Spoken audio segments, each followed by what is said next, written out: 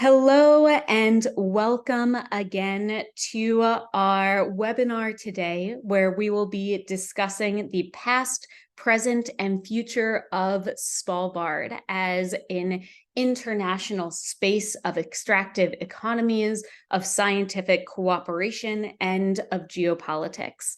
My name is Victoria Herman. I will be the moderator for today's webinar, and I am the principal investigator for the National Science Foundation funded Arctic Migrations in Harmony Research Coordination Network, which puts on monthly webinars of awe-inspiring speakers to expand our knowledge horizons on things that are in movement in the Arctic.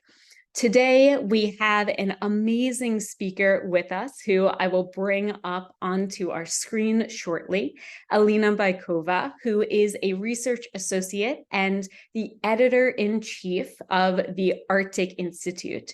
She focuses on her Soviet environmental history research with a particular focus on energy and industry. She is currently a PhD candidate in history at Stanford University, and today she will be presenting on her groundbreaking report on the history of extraction on Svalbard. For those of you who are just joining us, welcome to today's webinar. As I bring on Alina for this conversation, I will be monitoring our chat box. If you have any technical issues, please reach out there to me so that I can resolve those. If you have questions as Alina is detailing her research about Svalbard, please put those questions in the chat box so I can start a list of questions for us in our Q&A. Alina and I will have a conversation for the first 30 minutes or so of this webinar, and then we will open it up to an interactive session where I hope all of you have questions about Svalbard scientific cooperation, geopolitics, and extractive history. With that, I hope everyone will join me and give a virtual round of applause for our speaker today, Alina Bykova. Hi, thank you so much, Victoria. Yeah, I'm so excited to be here, zooming in from Los Angeles, California. I'm very excited to talk about, this report that I've written about Svalbard and just my broader research about Svalbard, which is the topic of my dissertation. Yeah, so let's take it away. So, Alina, could you start us off by just giving a history of kind of who you are and how you got interested in Svalbard as a topic for your research and really a passion of yours throughout your writing? Yeah, absolutely.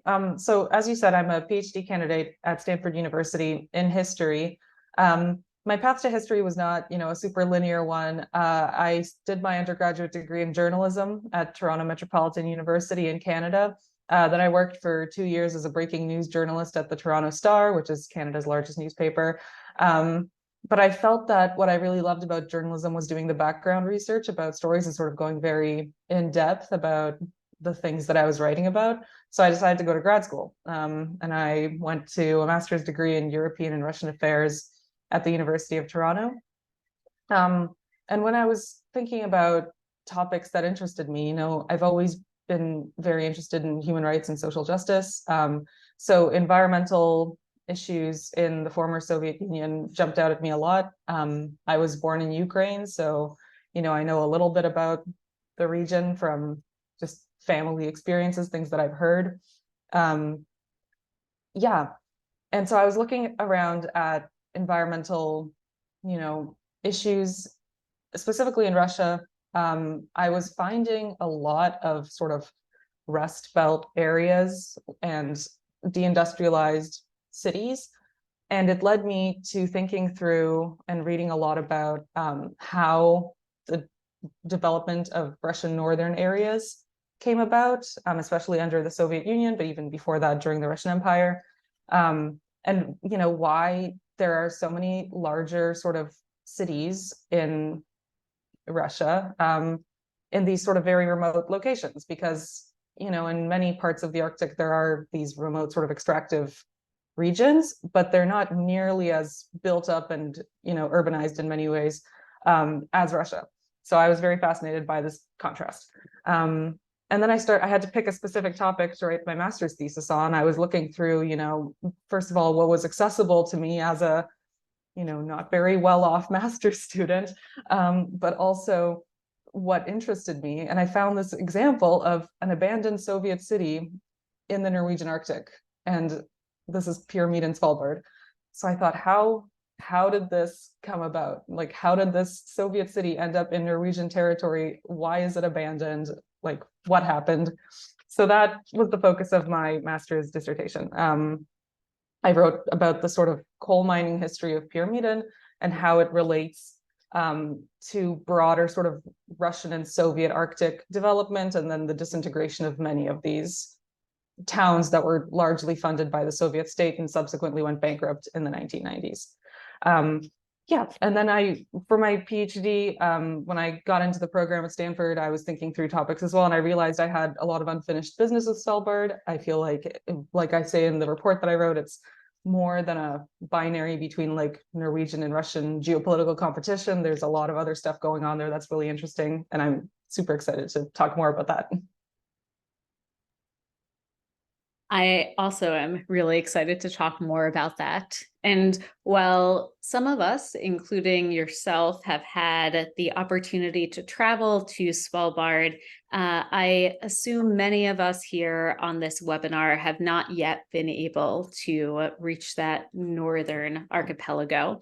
Could you start us off by situating Svalbard for our audience? This is my bias as a geographer, that I like understanding where we are in space and time. So could you give us a sense of what Svalbard is?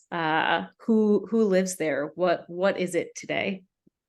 Sure. Yeah. So Svalbard is an archipelago. It's a group of islands about the size of Ireland, in the North Atlantic. So if the European mainland is here and the North Pole is here, it's like right in the middle, sort of.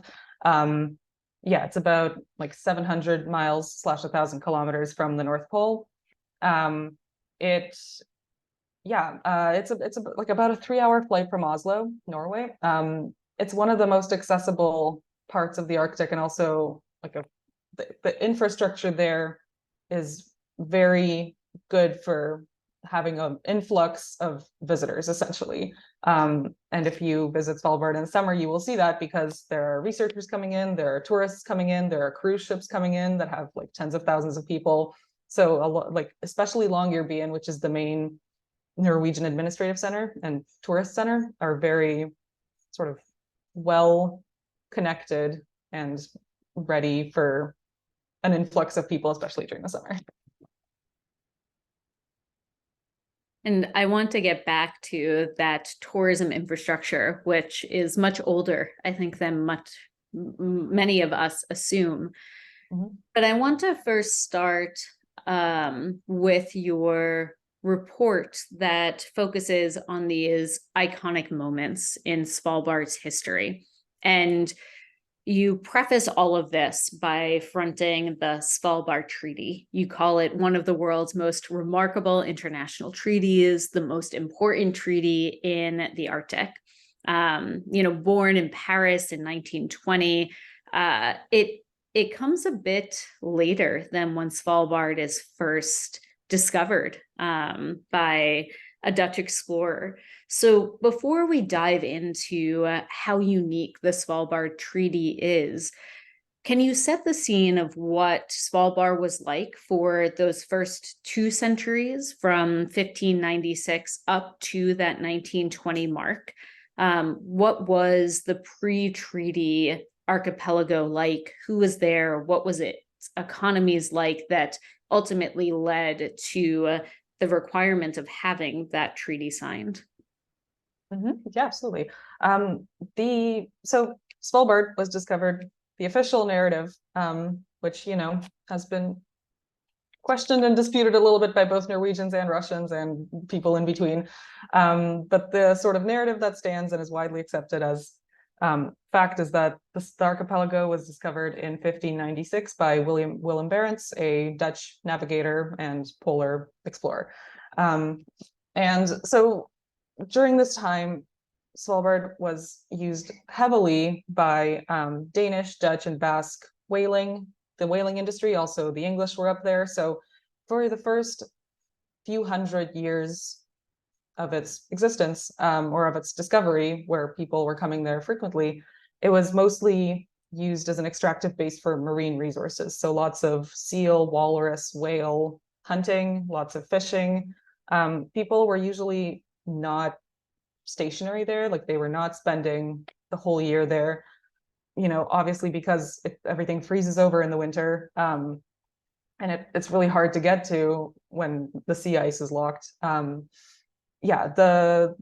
are reports that Russian Pomor hunters in the sort of 1700s and early 1800s were overwintering there, but it was not like a massive influx of people who were spending permanent time on the archipelago.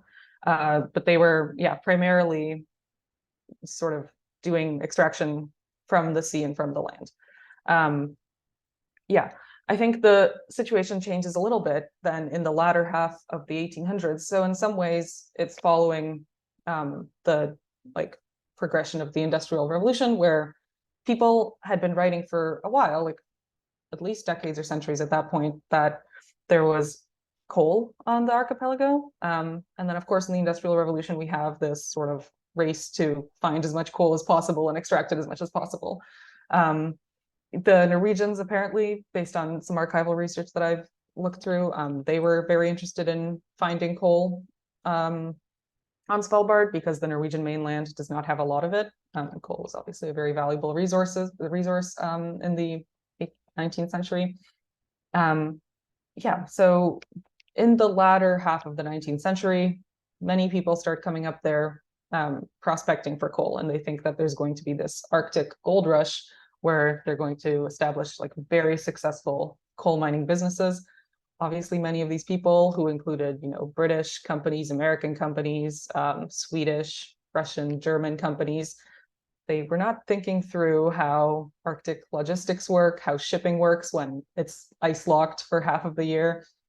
They were not thinking about, permafrost thaw and just general permafrost movements, how it, thaws a little bit in the summer and then freezes up again in the winter, and how that'll destroy the foundation of a house if you don't build it properly. So when they were building infrastructure up there, they were having all sorts of issues with that. And this is reflected in the archival sources that I've looked at. So there's the area is a terra nullius. It's under nobody's jurisdiction. It's like an international zone of cooperation, I guess, where there's both cooperation and competition, which is also evidenced by archival records, where these American coal miners are up there, but they're talking about how we've claimed this lot, but last week we had 3 German trespassers and we sent them an angry letter telling them to get off our plot, even though it's not enforced by anybody because there's no police. And then the Svalbard Treaty sort of changes the status quo a lot, and I'm happy to talk about that more. So let's talk about that more. 1920 comes, the treaty is born. Can you take us through the treaty's creation? Who wanted the treaty? Who didn't want the treaty? Who was involved? Why was it necessary in that moment? And then maybe the architecture of the treaty itself. What does it say? I'm not sure all of us have read the treaty in detail prior to coming to the webinar today. So the Svalbard Treaty happens in 1920, comes into force in 1925. However, the period prior to the treaty is very significant because first we had World War I, which I think heavily influenced just the sort of course of events. But even before that, there were efforts by a variety of European parties that were interested to take Svalbard under their jurisdiction, essentially. So many states were trying to think through what it would look like to take over Svalbard. Everybody, like I was saying earlier, was expecting this sort of Arctic coal windfall, which did not really materialize as we see in subsequent decades. However, Americans are writing to their government saying we need to take control of Svalbard because if we don't do it, somebody else is going to do it. The British companies on Svalbard are writing to their governments saying, this is in the Scott Polar Institute archives, you can see this Scottish Spitsbergen Syndicate papers. They're also writing to the Foreign Office, right, saying like, we need to take over this territory because there's interest by the Swedes, the Norwegians, the Russians, and the Germans. The Russians are also talking about how there's heavy Norwegian interest, so we need to act fast. So in like the 1910s, there was several efforts, mostly led by the Swedish, Norwegians, and Russians to negotiate some sort of agreement to manage the islands. None of those really make it very far. These, some scholars like Roald Berg, for example, have argued were motivated by sort of European notions of nationalism and imperialism, where they want to claim as much territory as possible. We see this a lot during the time. So this competition spills over into Svalbard. And then World War I happens, and the Treaty of Versailles happens, which is where the actual Svalbard Treaty was negotiated. So at that point, all of these states, the people, the representatives who are negotiating at Versailles are realizing, okay, so we don't want a place where there could be a clash of, powers, interests, etc. So we need to figure out what to do with Svalbard before it becomes like a major tension point and could lead into some sort of spillover internationally. So at that point, with the urging of some key American businessmen, Svalbard is brought under Norwegian jurisdiction. To be honest, I haven't dug into how that happened very much yet, but that'll definitely be part of my work as I move forward with my dissertation. So I'm citing secondary sources here. I haven't looked through this personally. So sort of the Svalbard Treaty is in many ways a product of sort of Wilsonian politics post World War I, where there's discussion of Norwegian self-determination, Norwegian sovereignty, and taking over the archipelago is a good thing, and it's helpful to the international community as a whole. So this treaty is developed, it's called the Svalbard Treaty, and it's got a number of different articles, but the most important ones are Article 1, Article 3, and Article 9. So 1 says Svalbard is Norwegian territory. That's not under dispute, it's under the jurisdiction and sovereignty of Norway. Article 3 says, despite the fact that Svalbard is under Norwegian territory, the signatory parties to the Svalbard Treaty, of which there were initially 12, they can partake in extractive, economic, marine, scientific activities on a footing of absolute equality. And Article 9 says that Svalbard can never be militarized while the treaty is in effect. So it's like a zone of peace and cooperation, essentially. And this is why I say that the treaty is, I don't know if it's the most important, like, sort of legal document in the Arctic, but it's definitely one of the most interesting legal documents that I've seen. And I'm not a legal scholar, so I'm sure people might dispute me on this. But I think it's just a very unique and interesting piece of legislature, because I can't really think of anywhere else where such an agreement is in effect that, basically allows like a territory to be shared by, now there's over 40 signatories to the Svalbard Treaty. So it's not necessarily shared, it's under Norwegian jurisdiction, but like many signatory parties nationals of these parties can come and operate there on a footing of equality, as the treaty says. One of the most significant things, though, at the signing of the Svalbard Treaty in the early 1920s is the fact that Russia/the Soviet Union is very much absent. So they signed this treaty while, Russia is in a civil war, essentially. And then the newly formed Soviet government very readily and consistently protests this and says, you excluded us on the basis of our sort of domestic turmoil. And this was wrong because we have a historic claim to Svalbard, and this becomes a major tension point going forward.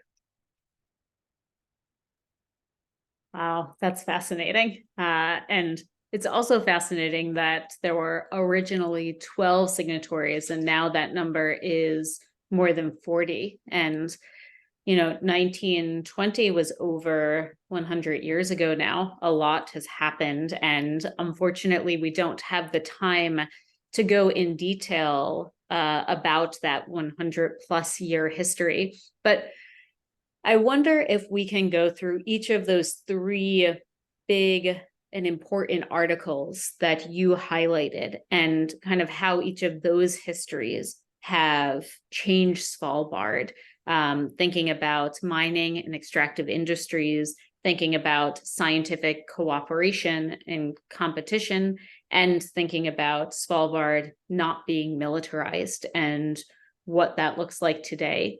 So let's start with that Article 1 and thinking about mining and what Svalbard looked like in 1920 and what it looks like today in terms of extractive industries more broadly, which is not just about mining anymore, but many other types of industries. Mm-hmm. I think, mining it's definitely like one of the sort of rationales for why many states were interested in being on Svalbard.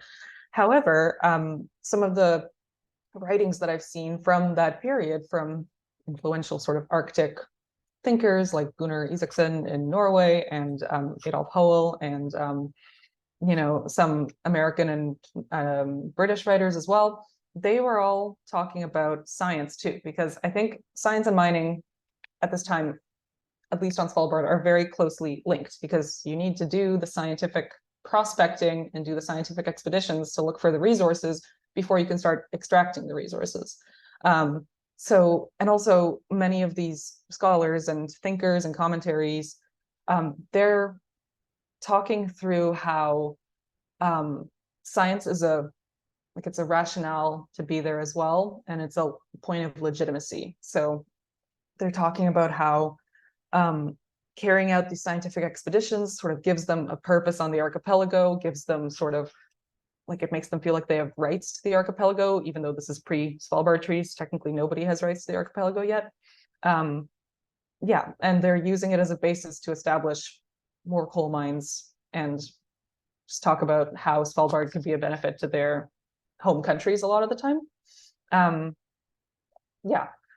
In terms of mining, though, during this time, there was a whole variety of people. To my knowledge, the first sort of viable coal mines on Svalbard were started by the American Coal Company, led by John Longyear. That name might sound familiar to you because now we have Longyearbyen. So Longyear City is actually, where the Longyear Company was working for about a decade. And they were sort of the only people viably extracting coal at a consistent rate. However, similar to how they were writing about the issues they were having with permafrost, their projections for how much coal they would extract and their ideas about getting super rich off of Svalbard coal did not materialize. So eventually they realized the company is not economically viable. They sell it to Norway, and it becomes the Store Norske coal company, which still exists today. And they had, 7 coal mines through the Advent Valley, which is the valley and the fjord where Longyearbyen is located. At this time as well, there's Swedish land tracts that are being claimed. There's British land tracts that are being claimed. The Norwegians are trying to establish, coal bases as well. Who else was there? The Dutch were up there, and Barentsburg, which is now a Russian settlement, was first, established by the Dutch, but then the Soviets were the ones who really started establishing coal mines there. So I guess the landscape in terms of coal mining looked a lot more international about 100 years ago. These days, it's only Norway and Russia doing mining, and they both the Norwegians have one last operational mine. It's Mine 7 in the Advent Valley, which is going to close in the next 2 years. It was supposed to close this year, but it's been pushed back because of energy prices in Europe, essentially. And because they're, working through how to transition Svalbard into a more green energy usage. They're trying to find solutions to that at the moment. There's a big discussion about this. The Russians, they were mining in Pyramiden, but that stopped in 1998. And now they're still mining in Barentsburg, but that is like not economically viable either. And before moving on to that second important article on scientific cooperation, I just want to pause on that last note that the Russian mining is not economical, but it still continues.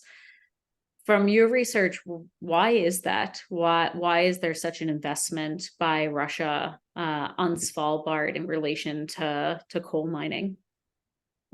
Well, there was a time when Soviet coal mining was actually very, very valuable. So, especially pre-World War II, there was no rail link between northern Russia and other parts of Russia, essentially. They just hadn't built it. And as much as, the Russian government exploited and abused the Gulag power, the Gulag labor, like it just did not materialize as fast as they wanted it to. So the coal coming from Svalbard really fed like that northern Kola Peninsula region where there's, Murmansk and other major industrial cities.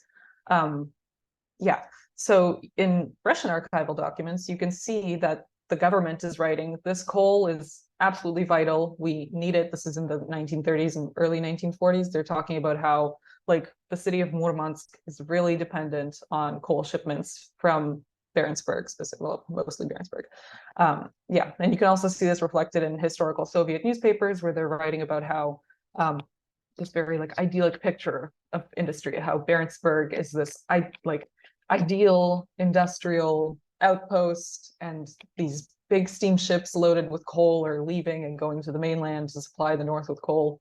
I'm talking about like a pretty small northern area because there were other parts of northern Russia that did have coal resources. So specifically the Murmansk area, which is a strategic military outpost, was fed by this coal. Yeah, but then I think, as the rail links were built, the coal on Svalbard was not needed anymore. That being said, after World War II, I think many countries realized that the Arctic was a strategic space. If they hadn't been aware of that already, then they were certainly aware of that after World War II. This is also evidenced by the fact that, the German forces, the Nazi forces, took over Svalbard in World War II and established meteorological bases there. So they were they sent people up there to just hang out year round, to basically collect science, like weather data, so that they can help their war effort on the mainland. So people are seeing that, these northern remote regions have multiple uses. Then just after World War II, the Soviets try to renegotiate the Svalbard Treaty and apply a lot of pressure to Norway, because they're saying that, if we establish missile bases on Svalbard, which they can't do under the current Svalbard Treaty because of the no militarization, then they can theoretically strike their enemies in the West like 5 to 10 years earlier than they previously would be able to if they didn't have those bases. Yeah, so they're applying a lot of pressure to the Norwegian government and basically saying like, we liberated you, so like be nice to us and like help us out. Then Norway joins NATO, and Svalbard falls under the NATO treaty rules after 1951. So that's a non-starter. But even NATO, though, you can see in the documents, thinks through the Svalbard Treaty and specifically writes in their documents, like, we can't really do much with Svalbard currently because of this non-militarization clause. So we can't establish any bases there, like use it for any military purposes. Yeah, but the Russians they stay there for strategic purposes, essentially, after World War II. Even after they realize that they can't, sway the Svalbard Treaty to their favor, they want to keep that territory basically like just in case, and also because there's a sense that if they retreat, then the Norwegians will fill that empty space that they've left behind, and they'll lose an important foothold, and also a historically significant foothold, because, like I've said earlier, there's a belief among some people in the Soviet Union and in Russia that Svalbard, historically should belong to Russia, and they have just as much of a claim as Norway. And thinking about strategic consciousness of the Arctic and particularly of Svalbard, I imagine many of those new signatories from 12 to 40 plus came in with interest in that scientific aspect of Svalbard, of research stations, of scientific international cooperation. Can you speak a bit to how these past 100 years have seen the evolution of science research on Svalbard? Who's there now that wasn't there? Where are they in Svalbard, and what type of research is being conducted there? Definitely. Yeah, so I think the science situation on Svalbard has evolved a lot. It's gone from, sort of a very resource-driven, like resource exploitation sort of goal, to, I guess, more of international cooperation and global relevance, I guess one can say. Many of the one of the major coal bases on Svalbard, which was Ny-Ålesund, it's sort of a more northern area of Svalbard. It used to be the Kings Bay Coal Company, but then after 1962, they had a really major accident in one of the mines where I think over 20 people died. And it led to this massive scandal in Norwegian politics where the government ended up resigning over it. And essentially, it was transformed into an international research base where they're carrying out, all sorts of Arctic science stuff with, I'm not a scientist, but stuff with glaciers and atmospheric measurements and et cetera. And so this is a major international research base now, and people started coming there, decades ago. So today there, India has a permanent research base there. China has a permanent research base there. Many of the original signatories to the Svalbard Treaty still have bases there. And they have a year-round staff, so there's people there all the time carrying out this research. Notably, some of the new participants in sort of the science scene on Svalbard include the Czech Republic and Poland. They have independent research bases in different parts of Svalbard, close-ish to Longyearbyen. Additionally, Svalbard hosts some important satellite bases and radar stations that are very important for, global connectivity and satellite monitoring and stuff like that. I plan to write about this in one of my dissertation chapters, but I haven't quite gotten to this part yet, so I can't tell you a lot of details about what these, bases do and how they've evolved historically.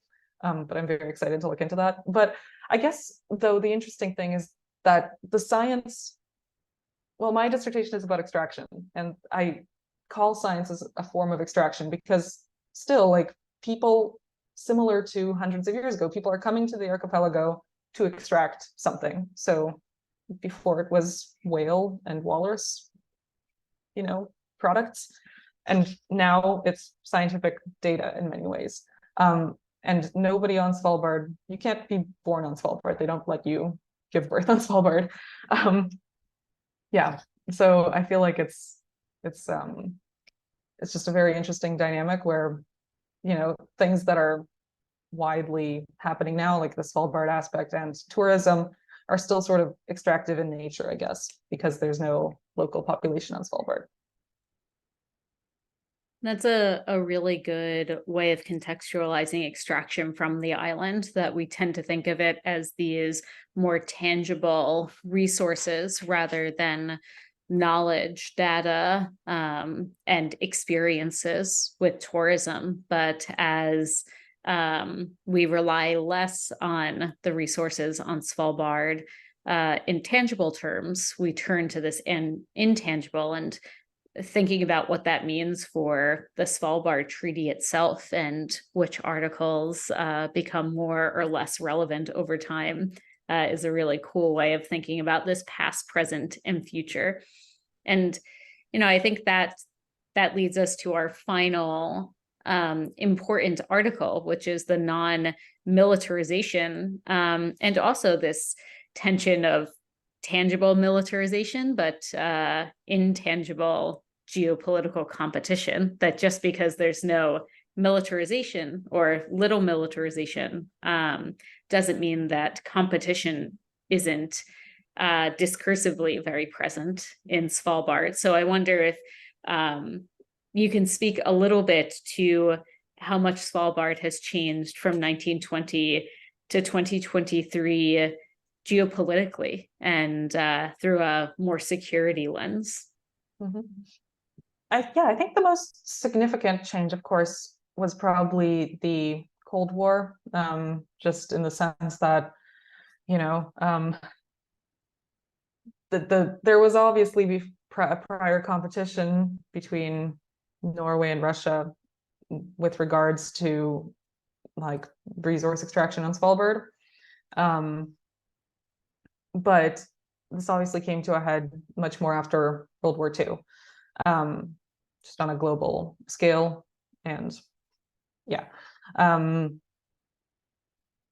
I think that I'm just thinking through how this applies. Svalbard, again, Norway is part of NATO, was one of the founding members of NATO. Svalbard is part of Norway, therefore it falls under NATO. And even though NATO was created in 1949, Svalbard was sort of brought under this umbrella in 1951, much to the protest of the Soviets. And you can see the Norwegians writing to the Soviets like these very sort of like almost apologetic letters saying like, we would like to assure you that we're not building bases anywhere in the country to attack you. We're here to be your friends and to cooperate, and like we want to have good neighborly relations. This like good neighborly relations comes up repeatedly. The problem is that Svalbard having this treaty causes then a lot of problems for Norway, to the point that one scholar has called Svalbard NATO's Achilles heel in the Arctic, because Russia can apply a lot of pressure on Norway and say, hey, like this policy, rightfully or not rightfully, they can point stuff out and say, hey, you actually can't do this because of the treaty. And they have exploited this to the max, I think, especially the last few decades. In the 1970s and in the 1960s, the Norwegians were trying to build an airport on Svalbard. Because the islands are ice locked for much of the year. So having an airport is a very advantageous thing, because prior to the building of the airport in 1975, you couldn't get up there for half the year. So you would have to supply the cities with provisions to last the winter. And like if anybody had a medical emergency, it was really like, well, I hope the doctors on site can handle it because nobody's coming to get you. But then the Norwegians were trying to build this airport during the Cold War, and the Soviets were like super, super, super against it. They were saying, this is an attempted militarization. Next you're gonna bring in the military and the army and etc. So it was really this like brief period of détente in the 70s that allowed the Norwegians to push through this airport, which is why Svalbard is so accessible today. Additionally, not so much militarization, but anytime Norway attempts to pass environmental legislation on Svalbard, the Russians immediately start yelling about equal access and equal, rights to the archipelago and how Norway is curtailing that. So there's a lot of tension that's caused by this like equal access article under the treaty, and tension, I guess, that Norway has to navigate because it is a Norwegian territory, so they are able to govern it as they see fit in that way as well. I hope that answers the question sort of. Yeah, it does, and brings up, I think, lots more questions. But as we are getting towards the end of our time, I will ask one final question and then turn it over to our audience for your questions. So if you could please go over to the chat and type in your questions there, or go to the bottom of your screen and click that reaction button to raise your hand. We will be moving to your questions shortly. But I will conclude my questions, Alina, by thinking of Svalbard's future and the Svalbard Treaty's future. We are at this particular moment in history. I hesitate to call it unique because all moments are unique.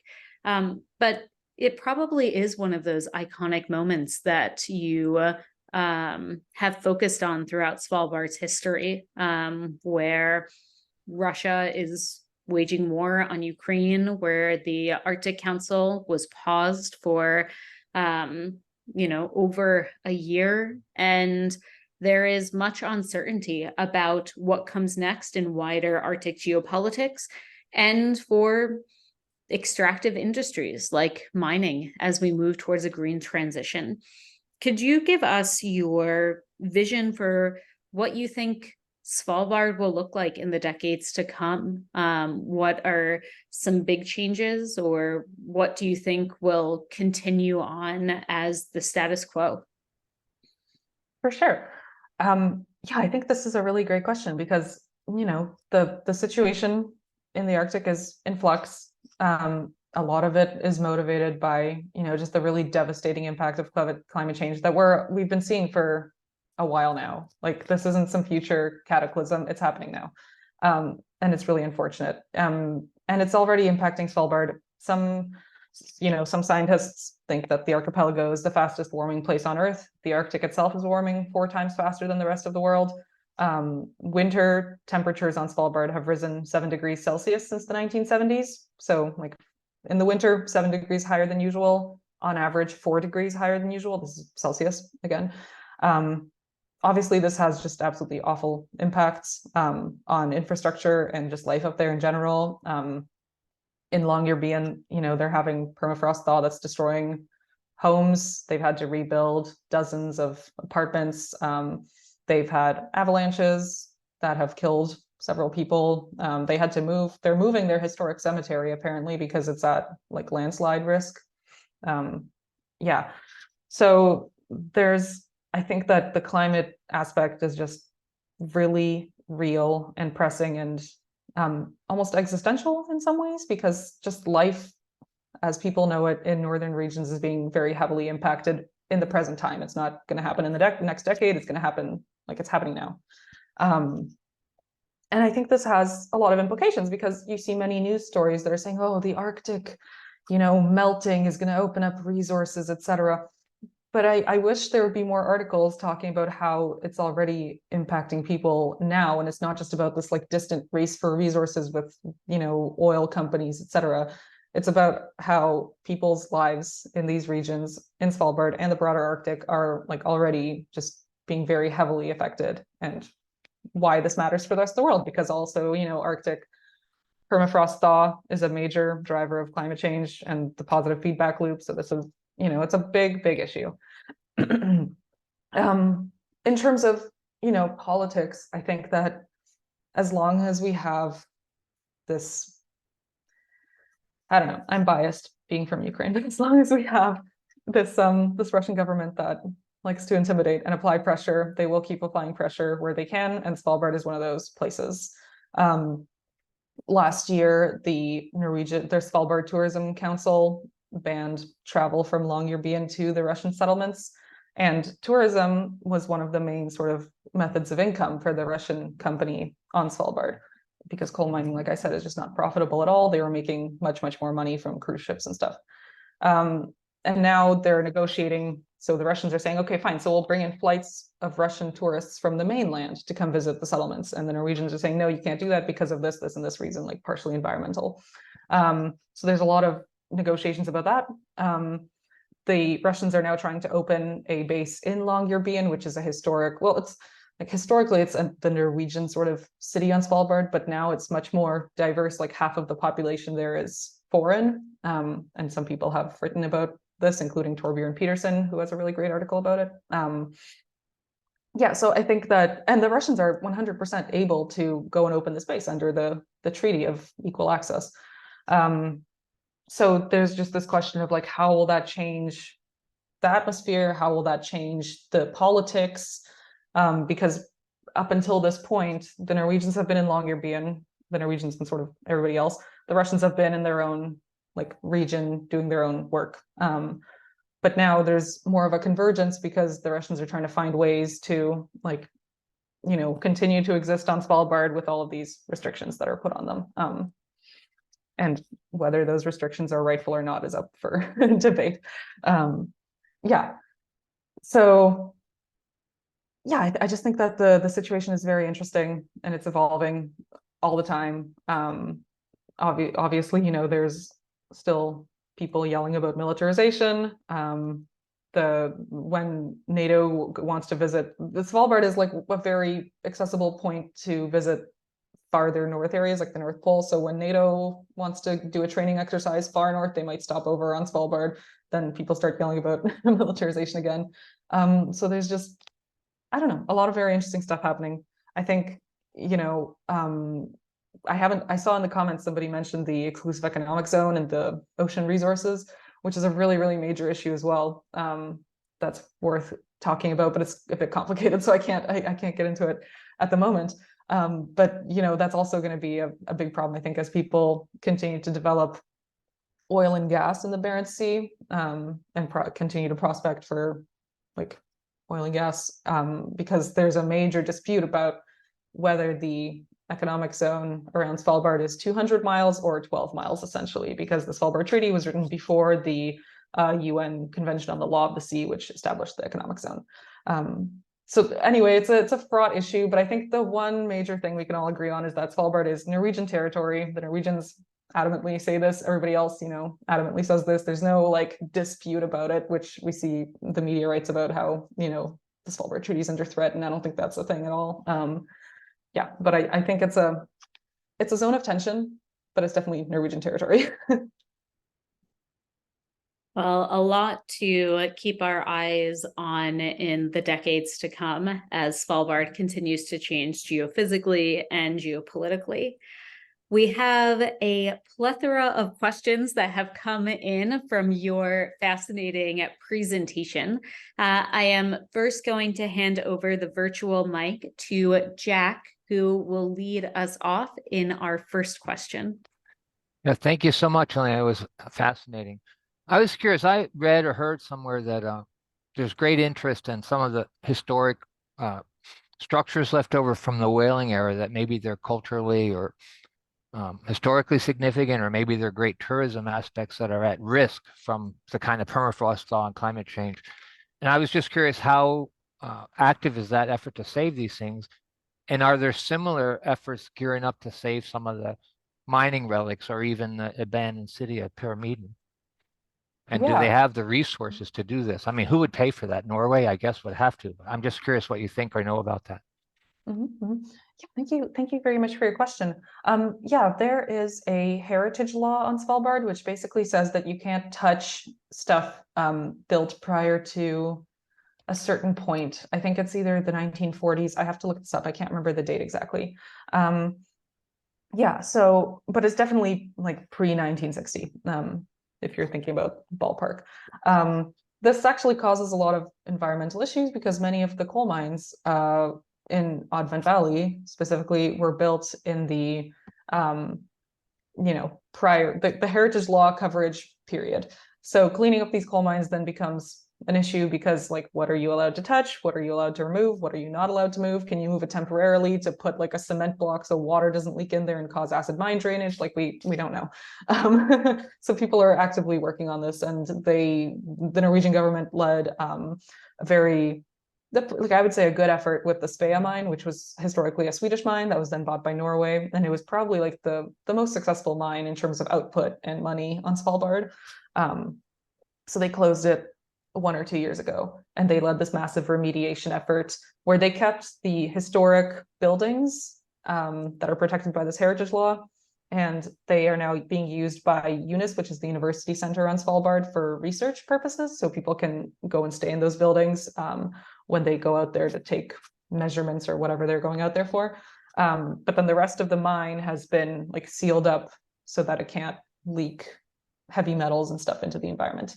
And maybe this sets some sort of standard for just like general Svalbard and maybe broader Arctic remediation. That's what, Norway was sort of saying about it, and saying that this is a good example of, positive environmental remediation. The whaling relics, I know that they are there. to my knowledge, it's mostly like sort of wooden huts and like sort of stilts that you can see around. They're in relatively hard to reach areas a lot of the time. So maybe like a cruise ship will go by and sort of point like, oh, there's a former whaling station, but like not, from what I've heard, not a lot is sort of being done with that.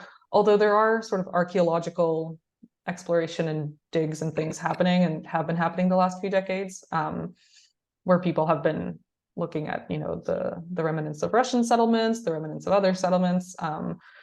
Yeah, so that's, I don't know as much about that as I do about the coal mining, but I know that things are happening, and I guess it's mostly led by Norwegian funding, and a lot of it goes through the University Center in Longyearbyen. Thanks for that. Thank you. And if anyone is interested in cultural heritage conservation in the Arctic, we have a past webinar from last year that looks at it pan-Arctic across the region. So I encourage you to check out the Arctic Institute's YouTube page for some additional learning on cultural heritage. Patricia has a question asking if you could mention some of the main similarities and main differences between the Svalbard Treaty and the Antarctic Treaty. Yeah, well, I guess the thing that comes to mind the most for me is that, to my knowledge, because I don't know a lot about the Antarctic, unfortunately, or about the laws that govern it, but to my knowledge, the Antarctic is, you know, I don't know if it's a no man's land, but it's definitely not governed overarchingly by a single state. To my knowledge, the different parts of the Antarctic are broken up by different countries' jurisdictions. So I guess that's the major difference to Svalbard, which is it's Norwegian territory. But then there's this Article 3, this problematic Article 3 that basically, you know, says, but everybody who signed the Svalbard Treaty can come there and do stuff too. Yeah, I'm sorry that I can't answer this in more depth. I just, I don't really know enough about the Antarctic Treaty to go deeper into this question, but thank you. Perhaps a discussion topic for a future monthly webinar with an Antarctic Treaty scholar. We have another question that has come in from Irene asking, what are the requirements for states to become signatories of the treaty?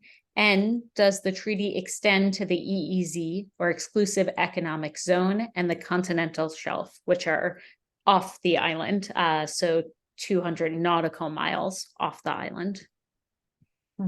Yeah, so to my knowledge, whoever wants to sign the Svalbard Treaty can sign it. I'm sure that comes with all sorts of legal, you know, commitments and sort of fine print. And I'm not a legal scholar, so unfortunately I don't know exactly what those things are.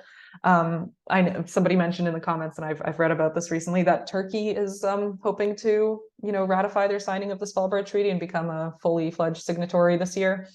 So people are, you know, they're still joining the Svalbard Treaty over 100 years after its inception. Yeah. The question of the exclusive economic zone is like a very contentious one that has essentially pitted Norway against most of its Western allies. It's not, you know, no one's going to war over this, but it's definitely been a big point of contention and caused a lot of problems for Norway, because Norway essentially says we have control of the entire exclusive economic zone around Svalbard, and there's very plentiful fisheries. The Barents Sea is like a very productive sea ecosystem for fishing. There's also this debate about snow crabs that you may have seen in the news, where the European Union is trying to assert its rights for snow crab fishing, and the snow crab population with climate change again has migrated into Svalbard waters as the ocean warms. And meanwhile, Norway is trying to keep people out of this economic zone. And there's a whole contingent of legal scholars, politicians, like commentaries saying, well, actually, Norway has no right to enforce exclusive rights to the economic zone because of the Svalbard Treaty. So this has been a massive issue since the 1970s, even before UNCLOS was adopted fully in international law. So this is ongoing. I don't know when it'll be resolved or if it'll be resolved. This is one of those other like Svalbard tension things that's just it's just an indefinite thing, I think. Indefinite tension, a phrase I always love. Lauren is interested in how we can relate some of what you have looked at with Svalbard to other Arctic regions. Alaska also has a relatively extractive economy, and it also has a history with Russia. Are there paths forward or lessons learned for the Arctic in general? I think this is a very interesting comparison.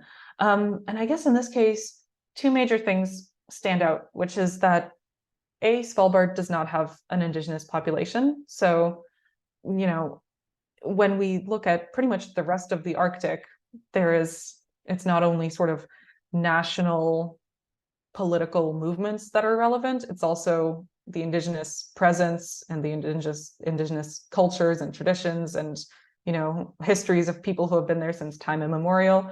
And yeah, on Svalbard, we just skip over all of that because there's no indigenous presence there, which is it just affects the way I think people approach the region. And I guess it complicates it for Alaska because while the economy is extractive, it's also taking away from people who have originally been there.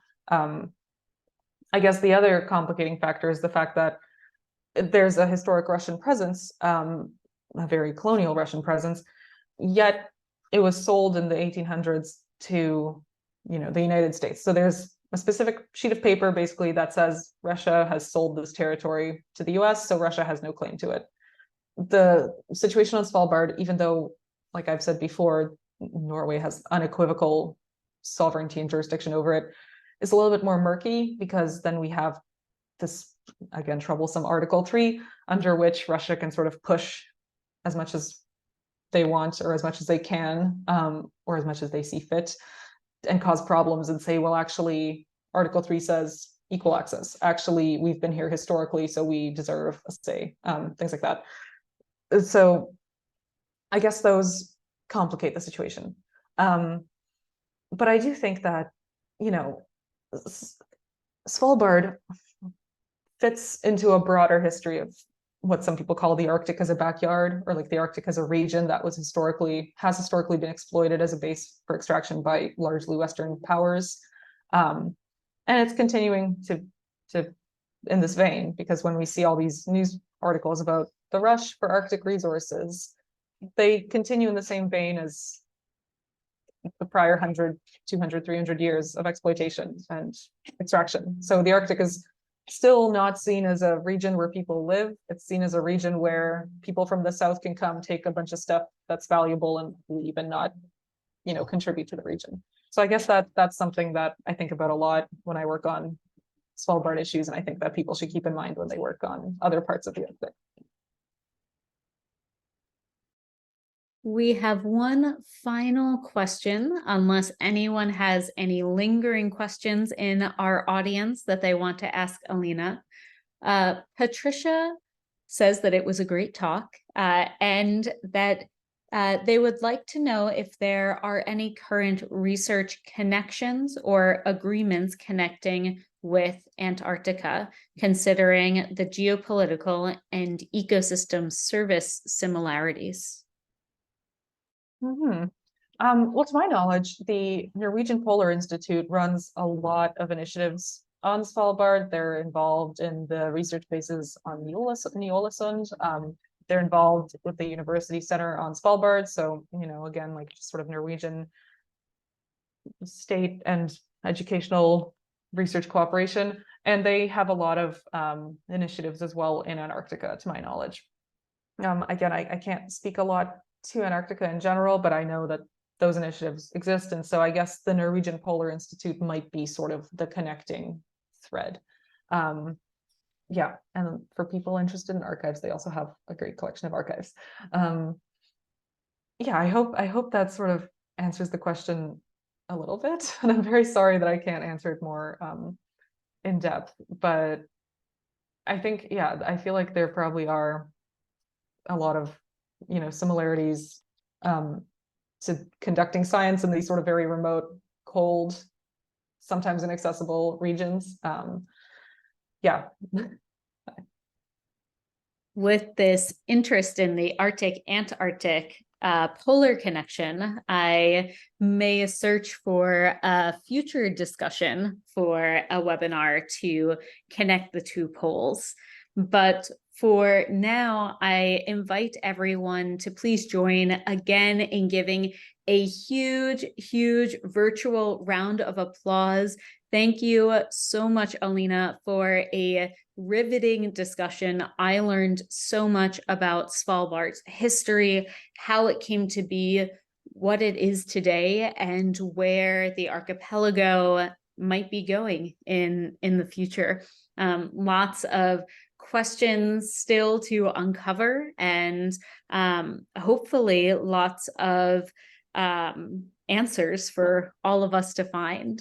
And thank you to all of you joining from across the United States, from Canada, from across the European Union, from the UK, from Australia, from Antarctica. I so appreciate everyone's presence here.